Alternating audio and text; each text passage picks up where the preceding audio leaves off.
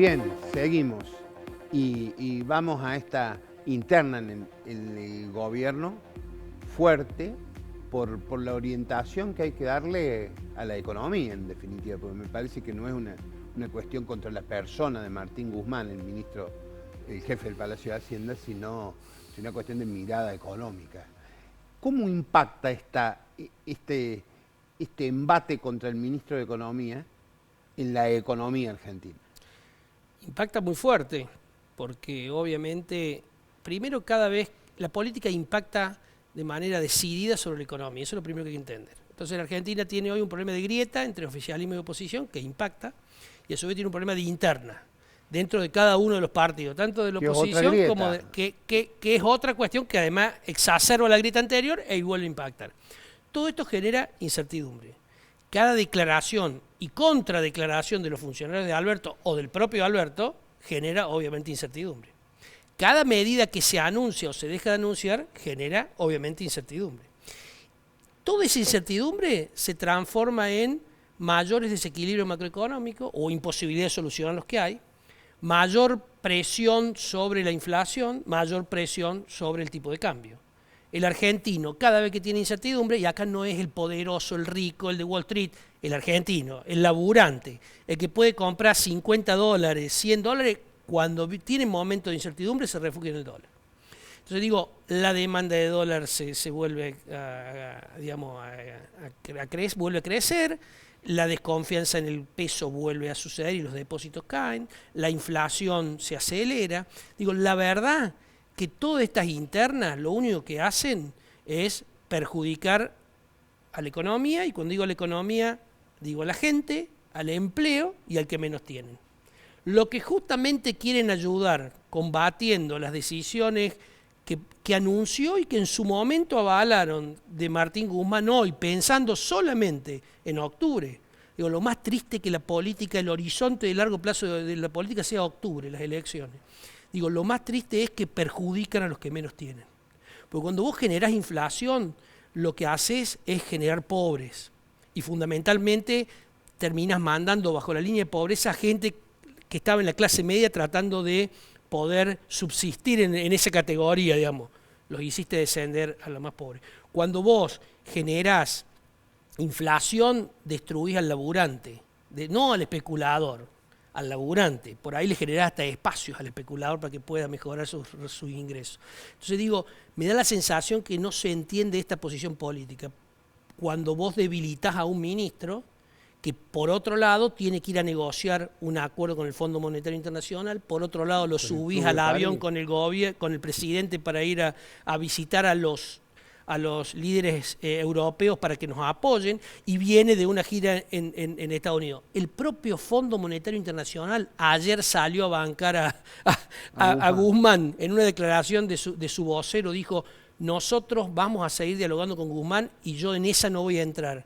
La propia CGT salió a bancarlo a Guzmán cuando dijo: nos preocupan mucho los precios, queremos que se vuelva a formar la mesa de acuerdo con los trabajadores y los empresarios y queremos que esté Guzmán. Digo, me da la sensación que esto de atacarlo a Guzmán no le favorece a los argentinos en primer lugar, lo cual me preocupa, y mucho menos al gobierno. La verdad que no sé dónde está la inteligencia esta de erosionar a un ministro en gestión de un acuerdo internacional. Acuerdo internacional que lo necesitamos. Vos podés estar de acuerdo políticamente o no, pero lo necesitas. Lo peor que podés hacer desde el punto de vista económico es desconocer la realidad. Porque vos podés hacer lo que quieras en economía, o muchas cosas podés hacer en economía, lo que no podés evitar son las consecuencias. Uh-huh. Lo que yo digo que tampoco está, digo, sin tener la mínima intención de demonizar a nadie, pero no es malo incentivar el consumo en este tipo de emergencia, o no hay que incentivarlo el consumo. Depende a costa de qué. Ajá. Depende a costa de qué. Si incentivar el consumo es solo a costa de mayor emisión, con lo cual vas a generar inflación, el resultado final va a ser que el consumo no va a mejorar el nivel de la gente. Puede mejorar la sensación a la hora de poner el voto, pero después que ponga el voto, esa emisión le va a terminar erosionando ese ingreso que le pusiste en el bolsillo de la gente. ¿Sí? Está bien. Entonces digo, la verdad, y en esto hay un tema, Eduardo, que ni los políticos quieren tratar, ni la sociedad o las empresas quieren tratar tampoco, por eso no se trata. Y no están de acuerdo muchos con un plan por miedo a ser tildado de ajustadores. ¿Está claro? No, mira, si hacemos un plan antiinflacionario nos van a tildar de ajustadores. Y la gente dice, no, no hagamos un plan porque me van a ajustar. Y las empresas lo mismo. Ahora, la realidad es que hace 4 años que nos vienen ajustando con una inflación que erosiona los ingresos formales e informales de la gente. Entonces, ¿quién nos está ajustando? O hoy un jubilado compra la misma cantidad de carne, o la misma cantidad de alimentos, o la misma cantidad de ropa que compraba hace 3 o 4 años. O un trabajador lo mismo. Entonces, muchachos, lo quieran aceptar o no lo quieran aceptar, lo quieran hacer o no lo quieran hacer, el mercado se los hace. Y el mercado, de nuevo, el mercado no es un señor gordo con una cadena de oro, con un habano en un escritorio. El mercado somos todos. Somos todos. Y cada vez que los minoristas corrían 4 millones, llegó a 4 millones de personas a comprar dólares. Eso no eran grandes especuladores, eso era gente común que trataba de defender los pocos ingresos que tenían, los haya ahorrado en toda su vida o los haya ganado en una changa hacía una semana. Bueno, voy a dejar momentáneamente el tema argentino y me voy a ir a un Zoom con un colega especializado en materia de política internacional, que es además un amigo y un compañero de años de trabajo. Estoy hablando con Marcelo Taborda, vamos a hablar de la crisis de Colombia, de la dolorosa crisis que atraviesa Colombia, y vamos a preguntar, a ver la raíz de este problema, más allá de la reforma tributaria que trató de dar el gobierno, que trató de impulsar el gobierno, pero ¿qué pasa en Colombia? Hola Marce, ¿cómo estás? Un abrazo. Hola Eduardo, ¿qué tal? Buenas noches y buenas noches para todos ahí. Bueno, Marcelo, ¿qué pasa en Colombia? ¿Por qué esta espiral de violencia inusitada o a lo mejor inesperada para muchísimos? Creo que se sumaron varios factores. Si uno se trata de un poco entrar en lo que es el conglomerado del paro nacional o de las jornadas de protesta que ya llevan más de 9 días y que han dejado, lamentablemente, como decías vos, el saldo de víctimas fatales, de decenas de desaparecidos también de cientos de detenidos y de muchos destrozos en la infraestructura a la que aludió el propio presidente Iván Duque, pero en esa alusión que hizo a los destrozos y a los ataques vandálicos, como él le llamó a esa infraestructura o a la policía, no hubo una condena del mismo tono para el accionar de las fuerzas policiales, sobre todo del temible SMAT o Escuadrón Móvil de Antidisturbios, que tiene una tristemente célebre historia también en lo que es los hechos de violencia en Colombia, y esto fue activando cada vez más la protesta. Ya caída la reforma tributaria que el propio presidente Duque dijo que la sacaba, la desafectaba o dejaba que se tratara en el Congreso ya para eliminar un posible punto de tensión, o la renuncia del ministro de Hacienda, Carrasquilla, no fueron suficientes para frenar esa protesta que además tuvo muchos actores, como decíamos, sectores sindicales, sectores sociales, organizaciones sociales, grupos estudiantiles o lideranzas de movimientos estudiantiles de distintas partes del país. Tuvo como epicentro primero Cali, pero tuvo diferentes ciudades en donde la protesta fue creciendo de la mano también de la represión policial que fue denunciada por organizaciones humanitarias como Human Rights Watch, como Amnistía Internacional o como la propia Unión Europea o la alta comisionada de Naciones Unidas para los Derechos Humanos, la expresidenta de Chile, Michelle Bachelet.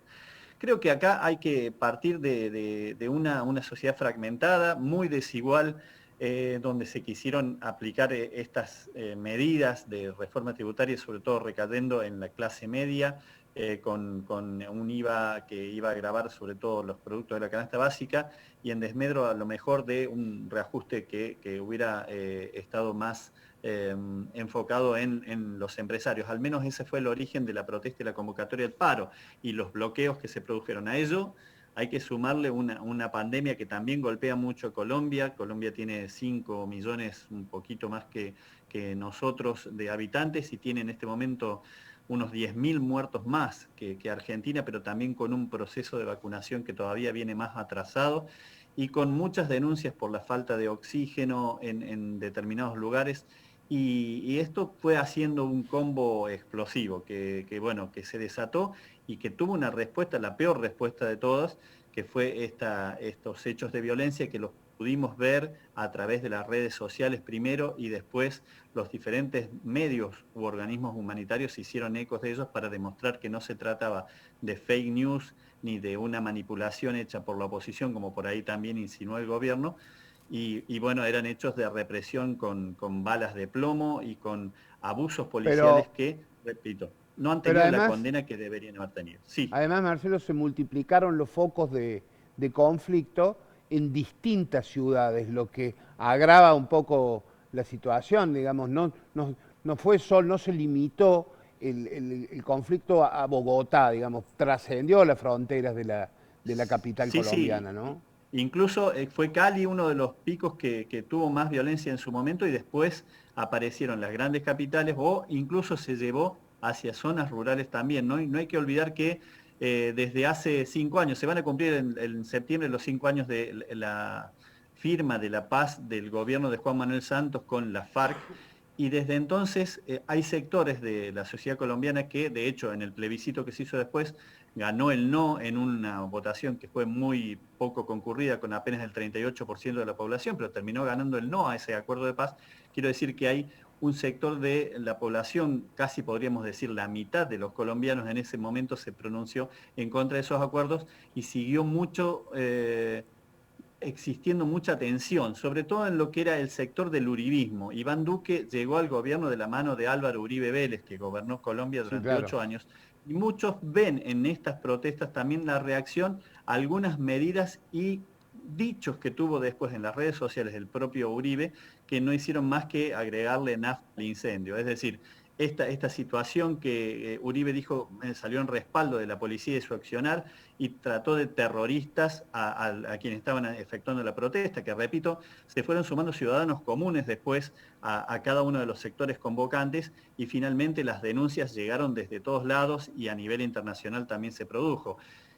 Hoy por hoy, hace poco hablaba con un colega colombiano y le preguntaba cuándo y cómo termina esto y me decía, la verdad es que nadie lo sabe en este momento porque no hay un dueño único de la protesta. Nos encontramos en Colombia en el último año de gestión de Duque, el año que viene más o menos en esta fecha se producen las elecciones presidenciales, las encuestas hoy dan como candidato favorito a Gustavo Petro, el exalcalde de Bogotá y dirigente de izquierda, que perdió con Duque en segunda vuelta hace casi 4 años, pero es prematurísimo hablar de elecciones en esta contingencia y en el medio de este caos, pero además sumado con el escenario de pandemia que tampoco se sabe cómo va a concluir ni en este ni en ningún país del mundo, o por lo menos ninguno de los que estamos en esta parte del mundo en Sudamérica, ¿no?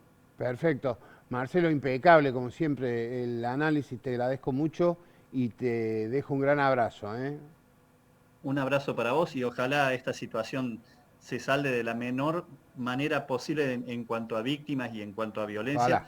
que se vislumbre otro escenario. Muchas gracias. Bueno, creo que todos nos sorprendimos con lo que dijo Marcelo sobre cuándo termina esto y cómo termina esto, ¿no? Una cosa delicada. Me tengo que ir a un nuevo corte y luego seguimos conversando con los invitados.